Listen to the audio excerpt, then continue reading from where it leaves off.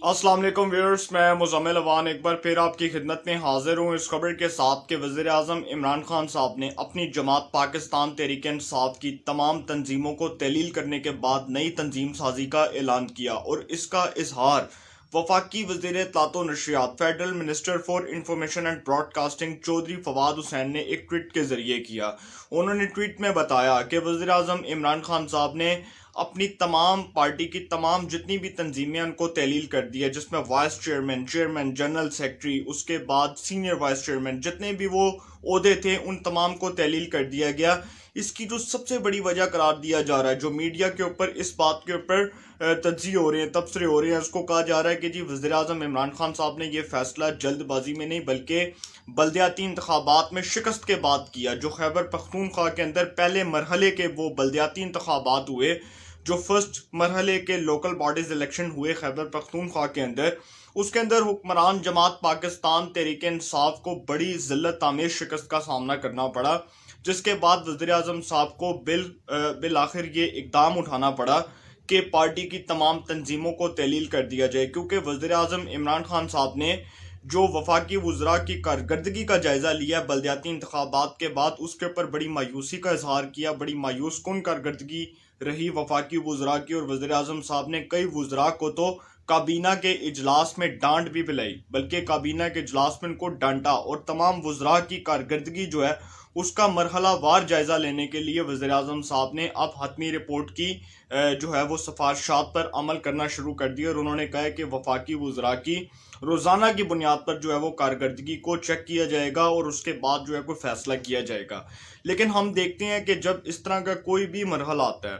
तो आप देखते हैं कि पाकिस्तान टीम की अगर हम बात कर लें, तो उसमें अगर इस तरह बड़ी बैड परफॉर्मेंस रहे खिलाड़ियों की, तो सबसे पहले जो है वो कप्तान की परफॉर्मेंस के ऊपर जो है सबसे ज़्यादा असर पड़ता है। कप्तान ना परफॉर्म करे तो टीम भी परफॉर्म नहीं करती। लेकिन यहाँ पर वज़ीर आज़म इमरान खान साहब ने सारा मलबा जो है वो अपनी टीम के ऊपर डाल दिया, और उन्होंने कहा कि जी मेरी टीम ने परफॉर्म नहीं किया, तो लिहाजा मैं अपनी टीम बदल कर देख लूँ। लेकिन जो उन्होंने पुरानी ईंटें लगाई हैं, वही पुरानी ईंटें जो पहले इस्तेमाल हैं, जो इस्तेमाल शुदा है, जो दूसरी जमातों ने भी इस्तेमाल की हैं, वही पुरानी ईंटें अपनी जमात में उन्होंने फिर लगाकर एक बार कौम को नया पाकिस्तान दिखाने की कोशिश की है। लेकिन हकीकत में वो नया पाकिस्तान नहीं, वो पुराना पाकिस्तान है। अब मैं आगे जाकर आपको बताऊंगा कि वो पुराने लोगों से वो पुराना पाकिस्तान कैसे वज़ीर आज़म साहब ने बनाया और कौम को एक बार फिर मामू बनाने की कोशिश की कि जी मैं नया पाकिस्तान बनाने जा रहा हूँ। ये सब कुछ जो हुआ, वज़ीर आज़म इमरान खान साहब ने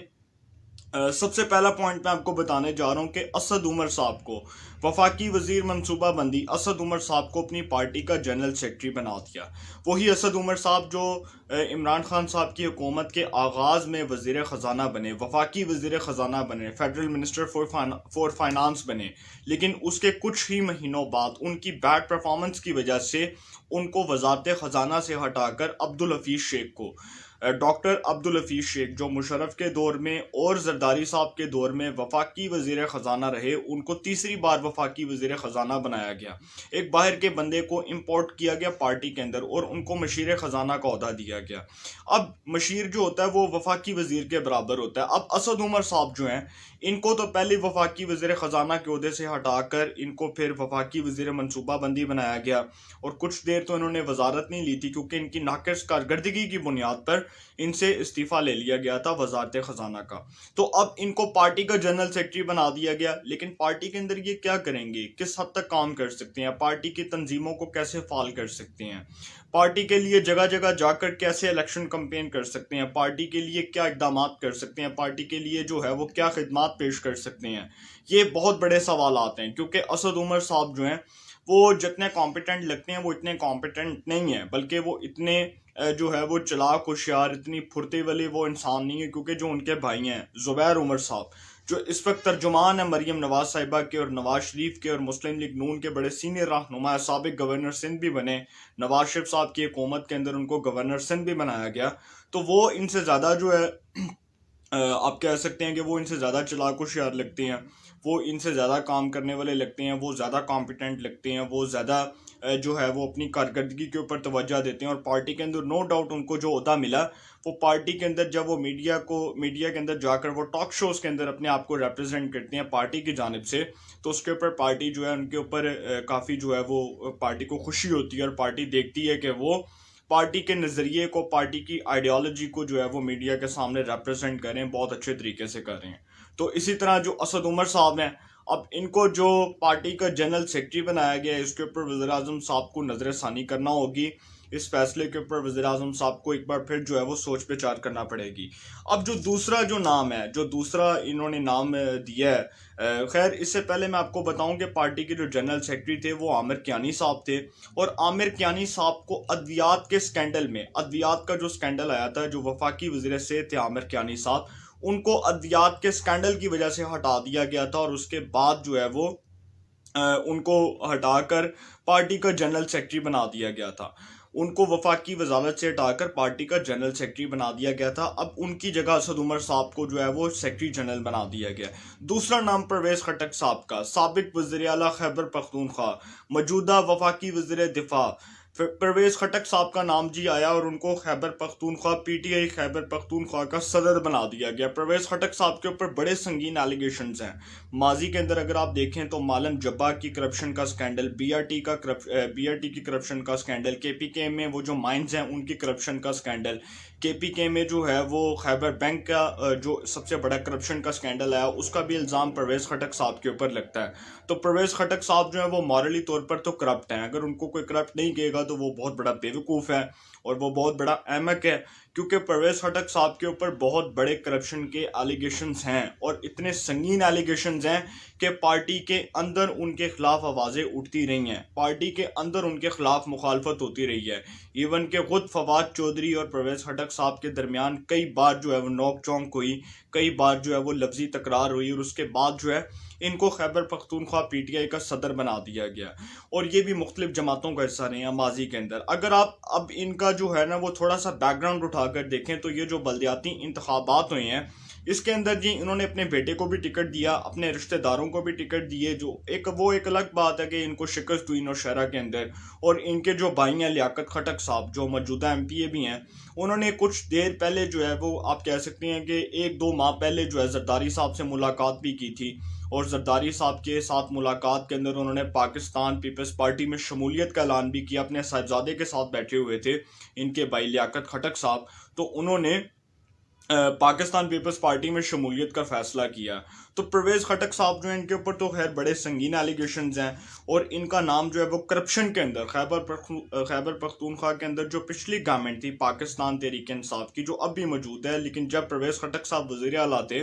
तो उस वक्त परवेज़ खटक साहब के ऊपर करप्शन के बड़े संगीन एलिगेशंस लगे थे। अब तीसरा नाम जो है वो अली जैदी साहब का है, अली हैदर जैदी साहब, वफाकी वज़ीर बहरी अमूर। अली हैदर जैदी साहब को पीटीआई सिंध का सदर बना दिया गया। उनकी जगह ना तो फैसल वाडा को बनाया गया, क्योंकि फैसल वाडा साहब का तो नाम पहले ही ऑलरेडी जो है वो नाअहली केस में चल रहा है। इलेक्शन कमीशन ऑफ पाकिस्तान में उनके खिलाफ एक नाअहली का फैसला आने जा रहा है और वज़ीर-ए-आज़म साहब को मालूम है कि अगर वो डिस्क्वालीफाई होते हैं तो फिर उनकी पार्टी के अंदर कोई वर्थ नहीं होगी। दूसरी जानिब जो है वो आरिफ अलवी साहब, जिनका कराची से ही ताल्लुक है, वो ऑलरेडी सदर हैं, वो सदर मुमलिकत हैं, तो वो कोई सदर मुमलिकत जो है वो पार्टी का कोई एजाज़ी ओहदा नहीं ले सकता। आइन पाकिस्तान का इस बात पर वाज़ेह तौर पर कह चुका है कि वो शख्स जो सदर मुमलिकत होगा, मुल्क का जो सदर होगा, वो कोई भी पार्टी ओहदा नहीं ले सकता। दूसरी जानिब जो है वो फिर गवर्नर सिंध आ जाती है, इमरान इस्माइल साहब, जिनका कराची से ताल्लुक है, वो भी पार्टी के अंदर कोई ओहदा नहीं ले सकते, क्योंकि वो भी गवर्नर सिंध हैं और गवर्नर के जो इख्तियारात हैं वो बिल्कुल पार्टी के ओहदे से बिल्कुल सेपरेट हैं, लिहाजा वो भी कोई ओहदा नहीं रख सकते। इसी तरह जो अली हैदर जैदी साहब हैं, इनको जी पार्टी का सिंध का जो है वो प्रेसिडेंट बना दिया गया, पाकिस्तान तहरीक इंसाफ सिंध का, जिनका कराची से ताल्लुक है अली हैदर जैदी साहब का। अली हैदर जैदी साहब जो है इनकी जगह आमिर लियाकत साहब को भी नहीं बनाया गया, क्योंकि आमिर लियाकत साहब आजकल वैसे भी बड़े तनाज़ात की ज़द में हैं और आए दिन कोई ना कोई नया ड्रामा जो है वो खड़ा कर देते हैं, कोई नया शुशा छोड़ देते हैं और फिर पार्टी को थोड़ा सा थ्रेट करती हैं कि जी मैं जा रहा हूँ, मेरे तरले करो, मेरे मिन्नतें करो। तो उनको भी पार्टी के अंदर पर्सनली तौर पर जो है वो डिसलाइक किया जाता है, उनको नापसंद किया जाता है। तो अब अली हैदर जैदी साहब को बना दिया गया जो वफाकी वजीर है बैरिया मूर के। और अली हैदर जैदी साहब के बारे में मैं अगर आपको एक बात बताऊं तो अली हैदर जैदी साहब जो हैं वो भी तनाज़ात की जद में रहते हैं। टॉक शोज़ में जाते हैं तो बड़ी अब्यूसिव लैंग्वेज यूज़ करते हैं, बड़ी घटिया ज़ुबान यूज़ करते हैं। और इस तरह के जो लोग हैं वो इमरान खान साहब को इसलिए पसंद है क्योंकि इमरान खान साहब के इर्द गिर्द ऐसे लोग ही बैठे हुए हैं जो अपनी तरफ से ये दिखाने की कोशिश कर रहे हैं कि हम नया पाकिस्तान बना रहे हैं। लेकिन मैं आपको बताऊंगा वही पुरानी ईंटें जो इमरान खान साहब ने पुराने पाकिस्तान की उठाकर अपने पाकिस्तान में लगाने की कोशिश की है, उसके अंदर इमरान खान साहब ने कितनी बड़ी डंडी मारी है मैं आपको आगे जाके बताऊंगा। चौथा नाम जी deputy speaker Qasim Suri. Deputy speaker कौमी असम्बली कासिम सूरी साहब का नाम दिया गया बलूचिस्तान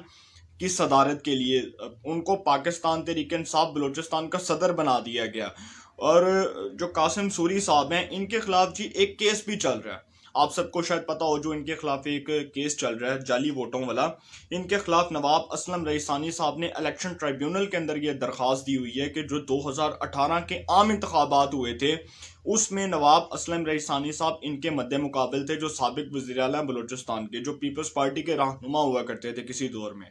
तो उन्होंने इनके खिलाफ एक दरख्वास्त दी थी इलेक्शन ट्राइब्यूनल में। और वो जो इलेक्शन ट्राइब्यूनल में दरख्वास्त दी गई थी वो इस बुनियाद पर दी गई थी कि जो 65,000 वोट था जो इनके हलके से NA 265 बलूचिस्तान से ये जो इलेक्शन लड़े थे उस हलके से 65,000 वोट जाली निकला। इलेक्शन ट्राइब्यूनल की रिपोर्ट भी जमा करवाई गई और उसके बाद ये जो सारा कुछ हो रहा था इसमें जी ये भी बताया गया कि इनको डी सीट कर दिया गया था। इनको डी सीट करने का एक नोटिफिकेशन भी जारी कर दिया गया था और इनको डी सीट करने के बाद इस चीज़ का बाकायदा तौर पर नोटिफिकेशन जारी कर दिया गया था कि ये मज़ीद कौमी असम्बली के मेंबर नहीं रह सकते। जिसके बाद इन्होंने सुप्रीम कोर्ट ऑफ पाकिस्तान में इलेक्शन ट्राइब्यूनल का फैसला चैलेंज किया और उसके बाद सुप्रीम कोर्ट ऑफ पाकिस्तान के ऑनरेबल जज जस्टिस उमर अताब बंदयाल ने इस केस की समाअत की और इनको बहाल किया। लेकिन अभी भी ये स्टे ऑर्डर पर चल रहे हैं। जिस दिन स्टे ऑर्डर के खिलाफ फैसला आ गया उस दिन इनको फारग होना पड़ेगा। डिप्टी स्पीकर कासिम सूरी साहब के खिलाफ इलेक्शन ट्राइब्यूनल का जो फैसला है और उनका जो नोटिफिकेशन है डी सीट करने वाला, उसके बाद अगर ये फैसला स्टे ऑर्डर के ऊपर आ गया कि जी इनको फारग कर दिया जाए तो ये फारग हो जाएंगे। और ये भी एक मुतनाज़े करैक्टर हैं, नो डाउट कि इनके ऊपर भी इल्ज़ामात हैं और इनके ऊपर इस हद तक इल्ज़ामात हैं कि 2018 के आम इंतखाबात में इनके ऊपर ये भी इल्ज़ाम है कि इन्होंने पोलिंग स्टेशंस के अंदर जो रिटर्निंग ऑफिसर्स थे उनको थ्रेट करने की कोशिश की, उनको डराने की धमकाने की कोशिश की और अपने मनपसंद नताइज जो हैं वो लेने की कोशिश की। इनके ऊपर ये भी इल्ज़ाम आते हैं। पांचवा नाम जी शफकत महमूद साहब का, वफाकी वज़ीर तालीम, फेडरल मिनिस्टर फॉर एजुकेशन, वफाकी वज़ीर तालीम शफकत महमूद साहब के पास जो तालीम का पोर्टफोलियो है उनको पाकिस्तान तहरीक इंसाफ पंजाब का सदर बनाने का फैसला किया गया एजाज चौधरी साहब की जानिब से। एजाज चौधरी साहब की जगह सबसे पहले मैं आपको एक बात बताता चलूं कि डिप्टी स्पीकर कासिम सूरी साहब जो हैं, डिप्टी स्पीकर कासिम सूरी साहब की जगह जो हटाया गया यार मोहम्मद रिंद को हटाया गया। सॉरी मैं भूल गया था, यार मोहम्मद रिंद जो साबिक वफाकी वजीर भी रहे, परवेज मुशर्रफ साहब के बड़े करीबी रहे और उनके बड़े जो है वो करीबी रुफ़का में शुमार किए जाते थे, वो अभी तक पाकिस्तान तहरीक इंसाफ बलूचिस्तान के सदर थे। उनको हटा दिया गया, इस बुनियाद पर हटाया गया कि उनकी जरदारी साहब से कुछ मुलाकातें हुई और जरदारी साहब के साथ उनके बड़े अच्छे तल्लुकात हैं। और यार मोहम्मद रिंद साहब जो हैं वो परवेज़ मुशर्रफ साहब की कैबिनेट के एक बड़े जो है वो इम्पॉर्टेंट मिनिस्टर कंसीडर किए जाते थे, किसी वक्त में बड़े अहम वजीर कंसीडर किए जाते थे जब परवेज़ मुशर्रफ साहब जो है इस मुल्क पर हुकूमत किया करते थे। तो यार मोहम्मद रिंद साहब जो हैं उनके जरदारी साहब के साथ तो खैर बड़े अच्छे तल्लुकात इसलिए भी हैं क्योंकि उनकी नवाबशाह में जो जरदारी साहब की ज़मीनें हैं वहीं पर यार मोहम्मद रिंद की भी ज़मीनें, और यार मोहम्मद रिंद साहब के जो साहिबजादे हैं वो कुछ दिन पहले जरदारी साहब से मिले और जरदारी साहब से उन्होंने मुलाकात की। और इसका मतलब यही लिया जा रहा है कि आइंदा आम इंतखाबात में यार मोहम्मद रिंद जो है वो पाकिस्तान पीपल्स पार्टी के टिकट पर इलेक्शन लड़ेंगे बलूचिस्तान से। अब जो शफकत महमूद साहब का नाम है, वफाकी वज़ीर तालीम शफकत महमूद साहब को PTI पंजाब का सदर बनाने का फैसला किया गया वज़ीर आज़म इमरान खान साहब की जानिब से और इनकी जगह एजाज चौधरी को हटाया गया। सेनेटर एजाज चौधरी साहब जो 2018 के आम इंतखाबात में NA 133 लाहौर से परवेज़ मलिक मरहूम मुस्लिम लीग नून के रहनुमा परवेज़ मलिक मरहूम के हाथों शिकस्त खा चुके हैं, उनको इसके बाद सेनेटर बनाया गया। वो पाकिस्तान तहरीक इंसाफ पंजाब के अब तक सदर थे। अब उनको हटाकर इनकी जगह जो है वो शफकत महमूद साहब को पीटीआई पंजाब का सदर बना दिया गया। और शफकत महमूद साहब जो है, इनका नाम इसलिए भी गर्दिश करता है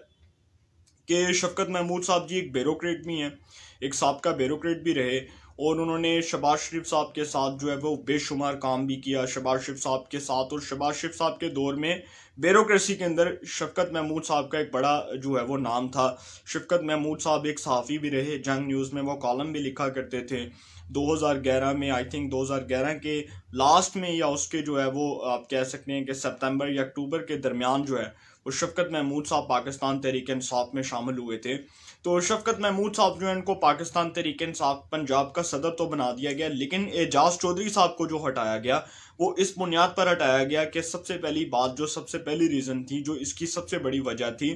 वो ये थी कि जी वो साद रिजवी साहब से मिलने गए, पाकिस्तान तहरीक लब्बैक के सरबराह अलामा साद रिजवी साहब से मिलने गए, जिनको हुकूमत ने जेल में डाला हुआ था और हुकूमत उनकी बदतरीन सियासी हरीफ है, उनसे वो मिलने गए। और उनके साथ जो मुलाकात हुई, इसके ऊपर वफाकी वज़ीर इत्तलात व नशरियात फवाद चौधरी साहब ने कहा कि एजाज चौधरी साहब ने ये जो हरकत की है बहुत बेहुदा हरकत की है और बड़ी शर्मनाक हरकत की है। जिसके बाद एजाज चौधरी साहब ने इसके रद्द अमल में कहा कि मैं फवाद चौधरी जैसे इररिस्पॉन्सिबल लोगों की बात का जवाब नहीं देना चाहता। और दूसरी जो रीज़न थी वो ये थी कि एजाज चौधरी साहब को हटाया गया इस बुनियाद पर उन्होंने जो है वो उनकी एक, वो आप कह सकते हैं कि N133 के जो बाई इलेक्शन हुआ उसके अंदर भी उनके ऊपर बड़े इल्ज़ामात थे कि उन्होंने N133 के जो बाई इलेक्शन है उसके अंदर उन्होंने बाकायदा तौर पर जो है वो जमशेद इकबाल चीमा साहब के कागजात नामजदगी एक सोची समझी साजिश के तहत मुस्तरद करवाई, क्योंकि वो अपने बेटे को N133 लाहौर से टिकट दिलवाना चाहते थे। मखदूम खुसरो बख्तियार साहब को जनूबी पंजाब का सदर बना दिया गया। मखदूम खुसरो बख्तियार साहब वफाकी वजीर इक्तसादी अमूर, मखदूम खुसरो बख्तियार साहब को जनूबी पंजाब का सदर बनवा दिया गया। इससे पहले मखदूम खुसरो बख्तियार साहब जो हैं वो काफ लीग के दौर में वफाकी वजीर भी रहे, पाकिस्तान मुस्लिम लीग नून की हुकूमत में रुकने कौमी असम्बली भी रहे, और अब वो तहरीक इंसाफ जनूबी पंजाब के सदर बन चुके हैं, क्योंकि 2018 के आम इंतखाबात में वो अपने पूरे पैनल समेत पाकिस्तान तहरीक इंसाफ में शामिल हुए। लेकिन वज़ीर आज़म साहब जो हैं वो शायद ये बोल रहे हैं कि खुसरो बख्तियार साहब का पाकिस्तान की सियासत में कोई दीन ईमान नहीं है, क्योंकि वो कभी कहीं जाते हैं, कभी वो कहीं जाते हैं, कभी वो किसी जमात के मुसाफिर बन जाते हैं, कभी वो किसी जमात के मुसाफिर बन जाते हैं। तो अभी तक जो है वो खुसरो बख्तियार साहब का नाम आप सबको पता है कि चीनी स्कैंडल में, वो जो है शुगर स्कैंडल में उनका नाम भी आया था और उनके ऊपर बड़े संगीन एलिगेशंस भी लगे, जिसके बाद उनकी वजारत से उनको हटा दिया गया और दूसरी वजारत दी गई। और अब ये जो खुसरो बख्तियार साहब को बनाने का फैसला था, शाह महमूद कुरैशी साहब जो हैं उनकी वैसी पार्टी में बहुत मुखालफत है, जहांगीर तरीन साहब वैसे डिस्क्वालीफाई हो चुके हैं, वो पार्टी से बहुत ज़्यादा दूर हो चुके हैं, उन्होंने अपने आप को पार्टी से बहुत ज़्यादा दूर कर लिया है। तो खुसरो बख्तियार साहब को बना दिया गया जनूबी पंजाब, पीटीआई जनूबी पंजाब का सदर। और देखते हैं कि जी खुसरो बख्तियार साहब इस जमात में टिकते हैं या नहीं टिकते। लेकिन जो है वो शाह महमूद कुरैशी साहब का पता कट गया। बड़े बड़े नाम जो हैं तहरीक इंसाफ के, महमूद रशीद साहब, एजाज चौधरी साहब, इस तरह के जो बड़े प्रोमिनेंट नेम्स हैं उनको पार्टी के अंदर खुडे लाइन लगाया गया और इमरान खान साहब ने अपनी सिलेक्शन के मुताबिक जो है वो नए लोगों को चांस दिया। तो अब देखना ये है कि जी इनसे क्या तब्दीलियाँ आती हैं। सवाए असद उमर, अली जैदी और शफकत महमूद के कि जितने भी नाम हैं इन सब के ऊपर बड़े संगीन एलिगेशंस हैं और बड़े संगीन इल्ज़ामात हैं। मैं असद उमर, अली जैदी और शफकत महमूद किस लिए बात नहीं कर रहा, क्योंकि इनके ऊपर करप्शन के कोई इल्ज़ामात नहीं है, ये मॉरली तौर पर करप्ट नहीं है, ये मॉरली तौर पर इनके ऊपर कोई जो है वो करप्शन का एलिगेशन नहीं है। ये बड़े जो है आप कह सकते हैं कि शफकत महमूद, असद उमर और अली जैदी ईमानदार लोग हैं, अच्छे लोग हैं, पार्टी के अंदर पार्टी को रिप्रेजेंट करते हैं और पढ़े लिखे लोग हैं, क्वालिफाइड लोग हैं और बड़ी ऑनेस्टी के साथ बात करते हैं। लेकिन अब इस बात जो है वो सियासी जमातों में आप कह सकते हैं कि जमहूरियत जो होती है ना वो इंट्रा पार्टी इलेक्शन से आती है। और इंट्रा पार्टी इलेक्शन जो पाकिस्तान तहरीक इंसाफ में हुए थे, आप सबको पता है, आप सबको पता है कि इंट्रा पार्टी इलेक्शंस की एक रिपोर्ट आई थी जो उसके ट्राइब्यूनल के जो सरबराह थे जस्टिस वजीउद्दीन साहब, उन्होंने एक रिपोर्ट दी थी पाकिस्तान तहरीक इंसाफ की और उसमें इंकशाफ किया गया था कि पैसा लगाकर किस तरह पार्टी ओहदे बांटे गए हैं। उसके अंदर अलीम खान साहब के ऊपर, नादिर लगारी साहब के ऊपर, जहांगीर तरीन साहब के ऊपर, शफकत महमूद साहब शाह महमूद कुरैशी साहब के ऊपर, इन तमाम लोगों के ऊपर, परवेज़ खटक साहब के ऊपर भी इल्ज़ामात लगे। लेकिन उसके बाद उनको जस्टिस वजीउद्दीन साहब को ही फारिग कर दिया गया पार्टी से। और इमरान खान साहब की वो जो ताबेदारी थी, वो जो इमरान खान साहब की दयानतदारी थी, उसके ऊपर एक बार फिर सवालिया निशान लग गया। और वो इमरान खान साहब जो ये बात किया करते थे कि मेरी पार्टी में एक भी शख्स करप्शन करता पकड़ा गया तो मैं उसको उल्टा लटका दूंगा, उसको फारिग कर दूंगा, आज वो पुरानी ईंटें पकड़ के इमरान खान साहब नए पाकिस्तान की बुनियाद रखने जा रहे हैं। यही पुरानी ईंटें जो माजी के अंदर दूसरी जमातों के अंदर जो है वो इस्तेमाल हो चुकी हैं, इन्हीं ईंटों को पकड़ के इमरान खान साहब नया पाकिस्तान बनाना चाह रहे हैं। मेरी समझ से बाहर है कि इमरान खान साहब पाकिस्तान को कैसे जो है वो पाकिस्तान की अवाम को, पढ़ी लिखी बाशऊर अवाम को बेवकूफ़ बना रहे हैं। और वही पुराने लोग, वही पुराने कारतूस, चले हुए कारतूस जो माजी की मुख्तलिफ जमातों का हिस्सा रहे, उनको पार्टी के अंदर ओहदे देकर आप क्या साबित करना चाह रहे हैं। तो ये जो सारा कुछ हुआ, इसके बाद जी पीटीआई के अंदर कोई जमहूरियत नहीं है, कोई जो है वो डेमोक्रेसी नहीं है। ये सब बातें हैं कि पाकिस्तान तहरीक इंसाफ एक पॉलिटिकल पार्टी है और बड़ी जो है वो डेमोक्रेटिक पार्टी है। जो डेमोक्रेटिक पार्टीज होती हैं ना, वो पार्टी के अंदर इंतखाबात करवाती हैं, वो अपने आप को पार्टी के अंदर जो है वो अपनी जमहूरियत को मुस्तहकम करती हैं, पार्टी के अंदर जमहूरियत के सिंबल को, उसके साइन को मुस्तहकम करती हैं। लेकिन इस तरह कभी भी जमहूरियत नहीं आती जिस तरह पाकिस्तान तहरीक इंसाफ पुरानी ईंटें पकड़कर, वज़ीर आज़म साहब पुरानी ईंटें पकड़कर नए पाकिस्तान में लगाना चाह रहे हैं। इससे जमहूरियत नहीं आएगी। और तहरीक इंसाफ में इख्तलाफात का जो एक पूरा पेंडोरा बॉक्स है, वो इन तमाम तंजीमों के बहाल होने के बाद खुल गया है। बल्कि ये जो इमरान खान साहब ने जो नई तंजीम साजी की है, इसके बाद एक बार फिर जो है वो इख्तलाफात खड़े हो चुके हैं। लिहाजा देखते हैं मुस्तकबिल में क्या होता है। इंशाल्लाह इस हवाले से जो भी अपडेट्स होंगी आपको इन्फॉर्मेशन मिलेगी। इंशाल्लाह फिर मुलाकात होगी। अपना बहुत ख्याल रखिएगा। अल्लाह ताला आप सबको खुश रखे।